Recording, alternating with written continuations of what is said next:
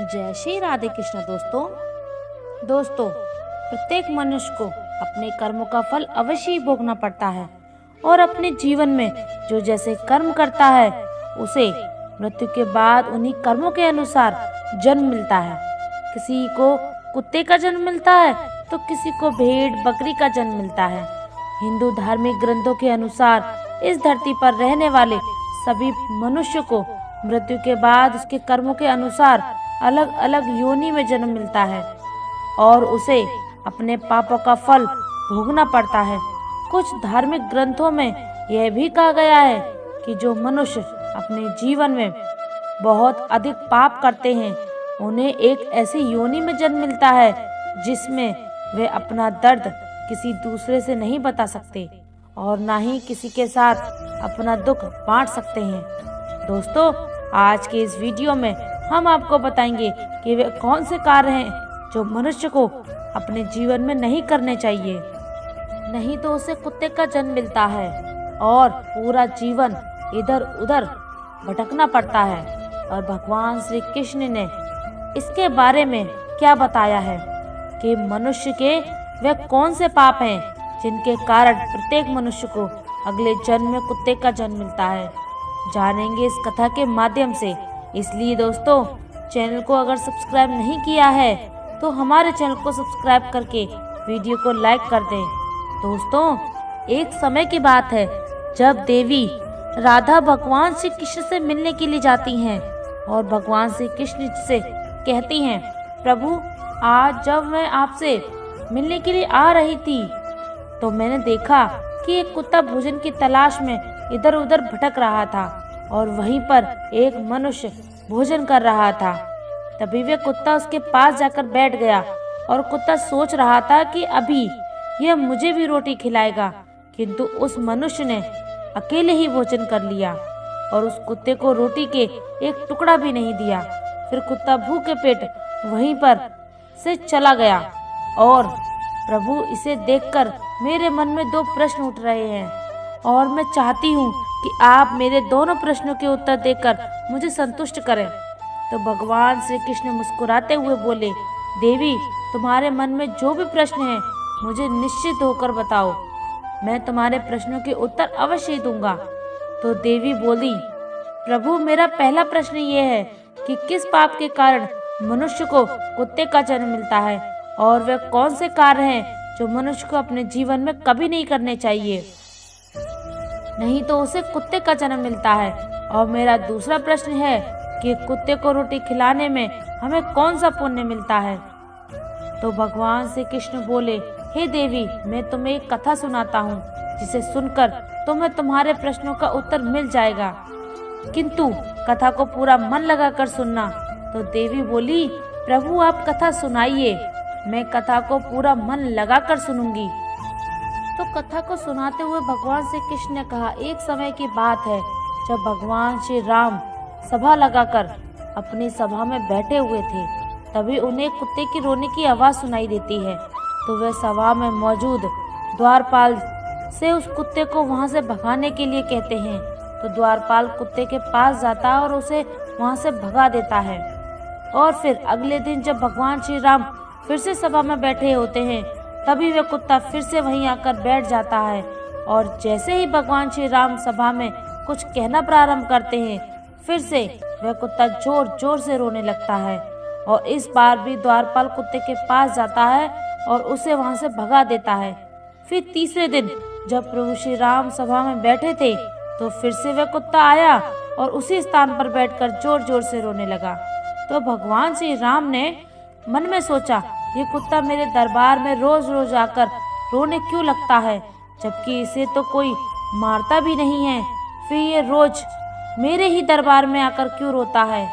फिर इतना सोचकर भगवान श्री राम ने द्वारपाल से कहा, उस कुत्ते को मेरे दरबार में लेकर आओ। तो द्वारपाल उस कुत्ते के पास जाते हैं और उससे कहते हैं कि तुम रोज यहाँ पर ही आकर क्यों रोते हो, चलो प्रभु श्री राम ने तुमको अपने दरबार में बुलाया है। तो कुत्ता बोला, हे मुनिवर मैं एक कुत्ता हूँ और कुत्तों का मंदिर, राजभवन तथा रसोई घर में और गौशाला जैसे पवित्र स्थानों पर जाना मना है, मुझे अपवित्र माना जाता है, इसलिए मैं प्रभु श्री राम के दरबार में नहीं जा सकता। तुम प्रभु श्री राम से जाकर कह दो, यदि उन्हें मुझसे मिलना है तो वह यहाँ पर आ जाए, किंतु मैं वहाँ पर नहीं जा सकता। कुत्ते की ये बात सुनकर द्वारपाल प्रभु श्री राम के पास जाता है और कुत्ते द्वारा कही गई सारी बातें उन्हें बता देता है। फिर श्री राम कुत्ते के पास आते हैं और कहते हैं, तुम रोज मेरे दरबार में आकर क्यों रोते हो? क्या मेरे द्वारपाल ने तुमको मारा है या फिर तुमसे कोई गलती हो गई है? तो कुत्ता बोला, नहीं प्रभु, आपसे कोई गलती नहीं हुई है, ना आपके द्वारपाल ने मुझे मारा है। तो भगवान राम ने कहा, फिर रोज तुम मेरे दरबार में आकर क्यों रोते हो? तो कुत्ता बोला, प्रभु, एक सन्यासी ने मुझे पत्थर से मारा है, जिसके कारण मेरा एक पैर टूट गया है और अब मुझसे सही से चला भी नहीं जाता और मुझे बहुत पीड़ा हो रही है। इसलिए प्रभु, मैं आपके दरबार में आकर रोता हूँ। प्रभु, मैंने सुना है कि आप सबका न्याय करते हैं, तो प्रभु मेरा भी न्याय कीजिए और उस सन्यासी को सजा दीजिए। तो उस कुत्ते की ये बात सुनकर प्रभु श्री राम बहुत अधिक दुखी हुए और अपने सैनिकों से कहा, उस सन्यासी को मेरे दरबार में लेकर आओ, मैं उसे अवश्य सजा दूंगा। फिर सैनिक जाते हैं, उस सन्यासी को प्रभु श्री राम के दरबार में लेके आते हैं। फिर प्रभु श्री राम उस सन्यासी से कहते हैं, क्या ये कुत्ता जो बोल रहा है सत्य है? तुमने इस कुत्ते को पत्थर से मारा है, जिसके कारण इसके पैर में बहुत अधिक चोट लग गई है और अब इस कुत्ते को बहुत अधिक पीड़ा हो रही है और ये ठीक से चल भी नहीं पा रहा है। इसने क्या अपराध किया था जो तुमने इसे इतनी बड़ी सजा दी? इसका पैर ही तोड़ दिया। तो वह सन्यासी बोला, प्रभु, मैं अपनी झोली लेकर भिक्षा मांगने के लिए रास्ते में जब जा रहा था, तभी वह कुत्ता मेरे पास आया और अपनी पूंछ हिलाने लगा और जब मैंने इसे खाने के लिए कुछ नहीं दिया तो इसने मेरी भिक्षा का अन्न छू दिया। इसके कारण मैंने क्रोध में आकर पत्थर उठाकर इसको मार दिया और पत्थर बहुत अधिक बड़ा होने के कारण इसका पैर टूट गया। सन्यासी की यह बात सुनकर प्रभु श्री राम उस सन्यासी पर बहुत अधिक क्रोधित हुए और उन्होंने सन्यासी से कहा, ये कुत्ता एक अज्ञानी जीव है, इसने अपना पेट भरने के लिए ऐसा किया।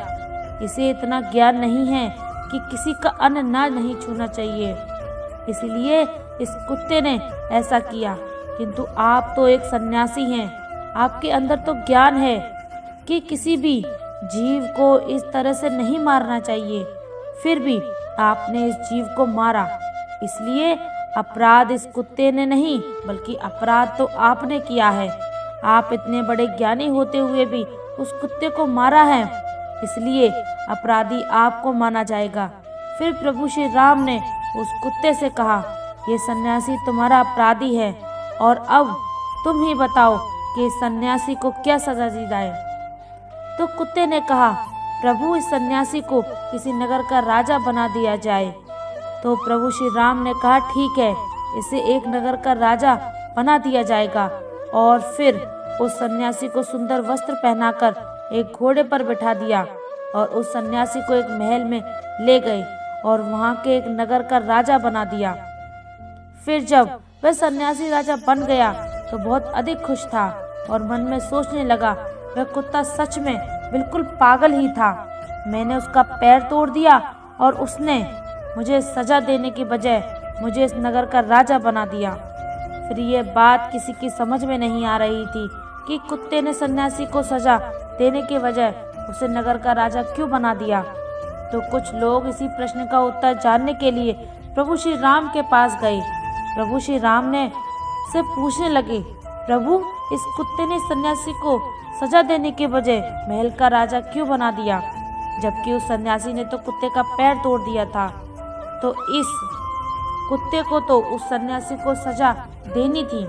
लोगों की ये बात सुनकर प्रभु श्री राम ने कहा, इस प्रश्न का उत्तर तो आप लोगों को वह कुत्ता ही दे सकता है कि आखिर उसने ऐसा क्यों किया।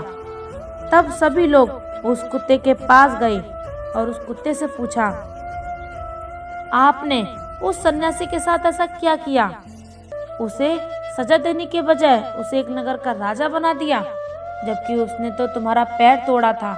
तो कुत्ता मुस्कुराते हुए बोला, तुम जानना चाहते हो कि मैंने उस सन्यासी को सजा देने की बजाय उसे एक नगर का राजा क्यों बना दिया?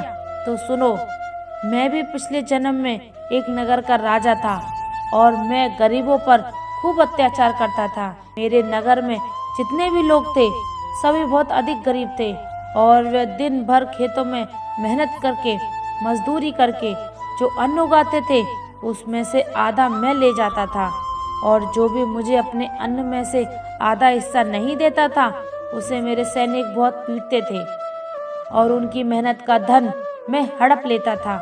पिछले जन्म में मैंने बहुत सारे पाप किए थे, इसी कारण इस जन्म में मुझे कुत्ते का जन्म मिला है और अब मैं पिछले जन्म में किए गए पापों का फल भोग रहा हूँ। और मैंने उस सन्यासी को इसलिए राजा बना दिया ताकि उसे भी अगले जन्म में कुत्ते का ही जन्म मिले, और जब उसे पता चलेगा कि कुत्ते का जीवन कैसा होता है और अपना पेट पालने के लिए क्या क्या करना पड़ता है और एक एक अन्न के लिए कितना तरसना पड़ता है और कितने लोगों से मार खानी पड़ती है, फिर इस तरह उस कुत्ते की यह बात सुनकर सभी की समझ में आ गया कि उस कुत्ते ने उस सन्यासी को राजा क्यों बनाया।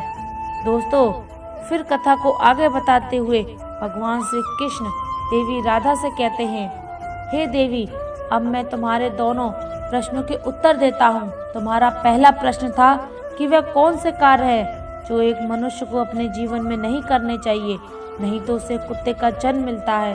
तो समझो कि मनुष्य उस राजा की तरह अपने जीवन में बहुत अधिक पाप करते हैं, उन्हें कुत्ते का जन्म मिलता है। और तुम्हारा दूसरा प्रश्न था कि कुत्ते को रोटी खिलाने से हमें कौन सा पुण्य मिलता है। तो समझ लो, जो मनुष्य कुत्ते को भोजन कराता है उसे अपने जीवन में किए गए पापों से मुक्ति मिलती है तथा उसके जीवन में अनजाने में किए गए पाप नष्ट हो जाते हैं। इसलिए प्रत्येक मनुष्य को कुत्ते तथा भिखारी को रोटी खिलानी चाहिए। फिर देवी राधा कहती हैं, प्रभु, पृथ्वी लोक पर कुछ मनुष्य ऐसे भी हैं जो द्वार पर आए कुत्ते को मारकर भगा देते हैं और कभी भी कुत्ते तथा गाय को रोटी नहीं खिलाते हैं, परंतु वह लोग पूजा पाठ बहुत अधिक करते हैं। तो क्या प्रभु ऐसे लोगों की पूजा ईश्वर स्वीकार करते हैं? तो भगवान कृष्ण मुस्कुराते हुए बोले, ये वही लोग हैं जो गंगा जी में पाप धुलने के लिए जाते हैं और वहां से आते ही फिर से पाप करना शुरू कर देते हैं। तो देवी राधा बोलती हैं, प्रभु, क्या गंगा जी में स्नान करने से पाप नहीं धुलती? तो भगवान श्री कृष्ण बोले, गंगा जी में वही पाप धुल जाते हैं जो अनजाने में किए जाते हैं। जानबूझकर किए गए पाप गंगा जी में नहीं धुलते, और गंगा जी में स्नान करने से वही मनुष्य पवित्र होता है जिसका मन साफ हो और मन में कोई छल ना हो तथा मन में गंदे विचार ना हो। और गंगा जी में छल कपट करने वाले और दूसरों की बहन बेटियों पर बुरी नजर रखने वाले लोगों का कुछ नहीं होता। अंत में ऐसे लोगों का सर्वनाश ही होता है और प्रत्येक मनुष्य को अपने कर्मों का फल अवश्य मिलता है। दोस्तों, आपको ये कथा कैसी लगी? आपको ये कहानी आप हमें कमेंट सेक्शन में जरूर बताना, और अच्छी लगी हो तो इस चैनल को सब्सक्राइब जरूर कर लेना। तो चलिए मिलते हैं ऐसी ही कोई नई कहानी में। तब तक के लिए अपना ख्याल रखिए। धन्यवाद। जय श्री राधे कृष्ण।